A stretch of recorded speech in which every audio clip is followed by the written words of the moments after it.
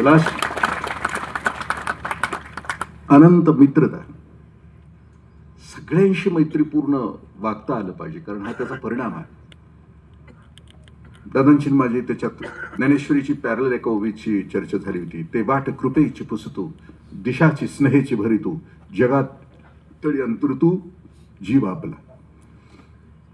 ही बुद्धत्वाला प्राप्त झालेली माणसं प्रसन्न चेहऱ्यामध्ये जगामध्ये विचरण करत असतात.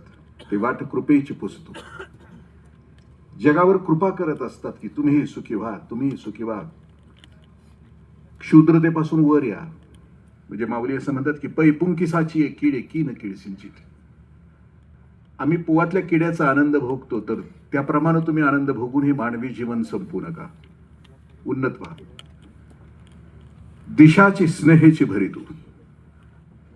ही मंडळी ज्या वेळेला समाजामध्ये जनतेमध्ये विचरण करतात त्यावेळेला स्नेह पाजरत असतात. जीवातळी अंतरी तू जीव आपला असलं, किंबहुना जगाच्या कल्याणासाठी स्वतःचा कुठलाही विचार न करता ही फिरत राहतात, सुखी करत राहतात, जग सुखी करत राहतात. हा अनमोल संदेश दादांनी आपल्याला दिला आहे. पाण्याचं काम बघण्यासारखं आहे. आपण मायभू सेवा यात्रेला आपण गेलेलो होतो. 3-4 दिवस त्यांनी भरीत आम्हाला दिलं होतं. म्हणजे तिकडचा पाहुणचार जर बघायचा असला तर भरीत खावं. एकदा त्याच्या अगोदर मी सलग 4 दिवस व्याख्यानासाठी मी गेलो होतो आणि माझ्याबरोबर 2 मित्र होते आपले शिवमचे.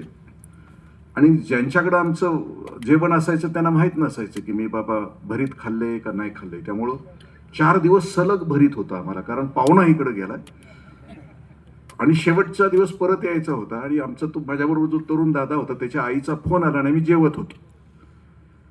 मग आईचा फोन आला, कधी येतोयस?